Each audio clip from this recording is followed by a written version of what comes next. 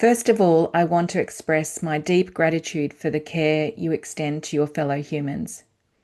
To devote years of your life to mastering your discipline is no small thing, and I can only imagine the personal sacrifices you've made as you've invested yourself in service to your profession. I also want to acknowledge my deep reverence for how much you hold as you care for your patients in their most vulnerable moments, when they are navigating pain, suffering, grief, confusion, anger, despair. And you are also there in moments of hope and relief and gratitude and joy when outcomes thankfully turn in their favour. To look after another's health and well-being is, in my opinion, probably the highest privilege there is. And so I thank you for your selflessness, generosity, and the many hard miles you've walked.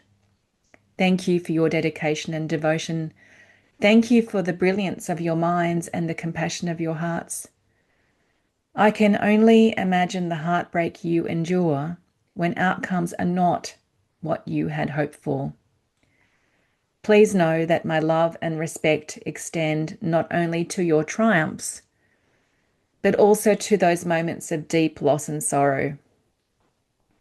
I'm also moved to say this to you.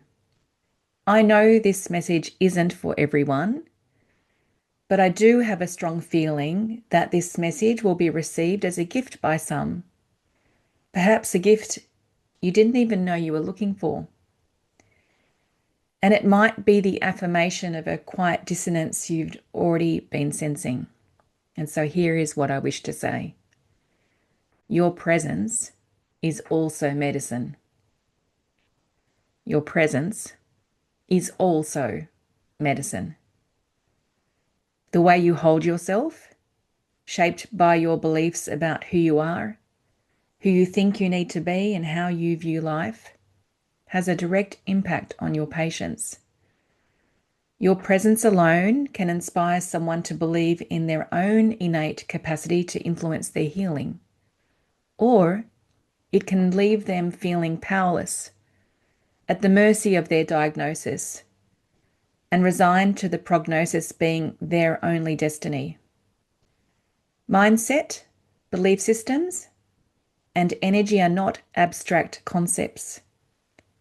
They are lived experiences that deeply shape whether a patient sees themselves as a passive bystander in their treatment or as an active participant in their healing.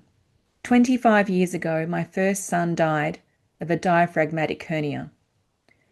He was operated on at 9 days old, and then we took him off life support at 11 days.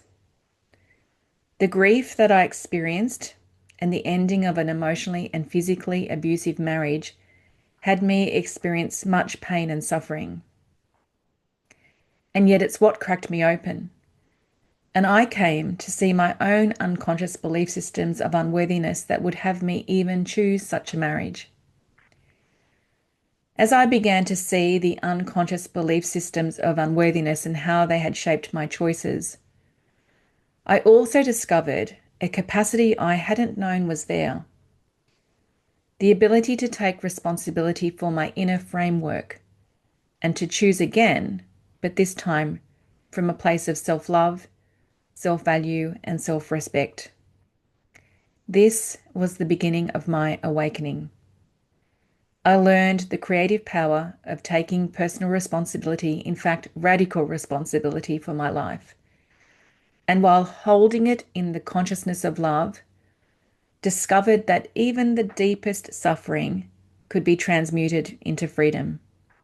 Over the last 21 years, as I transitioned from human resources leadership into coaching, I have witnessed many people discover this same truth, that suffering can become a catalyst for authenticity and liberation. Some of those I have coached have faced cancer. Some healed and now live with a profound reverence for the power they discovered within themselves. Some are currently facing the most vulnerable moment of their lives, and choosing to meet that with fire, conviction, love, and faith in the face of statistics and chance. Others passed on, and my hope is that they left with a deeper sense of meaning, contribution, and maybe even peace born from their inner healing. And so my letter to you is an invitation. Notice how you hold them, not just the treatment you administer, but through the presence you embody. Have you observed the energetic impact that you are having on your patients?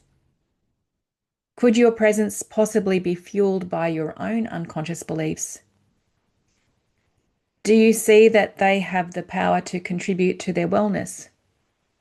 Or do you see them as powerless to their diagnosis and their outcome in black and white based on the statistics of historical evidence only? Have you thought about the power of your words and the impact on their healing? Just last week, I was on Zoom with someone whose previous test results showed that 3 tumours had decreased in size, and the 4th one was no longer detectable. When she was diagnosed earlier this year with 2 very young children, she decided that a 50-50 chance of survival wasn't enough and chose to take charge of her healing by not only following conventional oncology, but also integrative treatment. When her oncologist learned of this, she blasted her for including integrative treatment. She berated her with damning statements that she'd ruined it all. And when my client emotionally unraveled hearing this, the oncologist suggested she see a psychologist. Thankfully, her despair and sense of powerlessness lasted only a few days. And we are now holding that conversation as the catalyst for an even more amplified sense of conviction, determination, love, and fire, and trust in herself, so much so that her test results in November will show even greater results in her favour. Radical remission is not merely anecdotal. It is real. Thankfully, through Dr. Kelly Turner's work, there are more than 1,500 documented cases of radical remission, where patients defied statistically unlikely prognoses by changing diets, releasing suppressed emotions, deepening spiritual connection, and having strong reasons for living. In fact, the painting behind me was painted by the husband of someone who is now in radical remission after being diagnosed with largely incurable stage 4 breast cancer. I have been on the recipient end of incredible cardiologists who have cared for my 90-year-old mum the way they would care for their own mothers.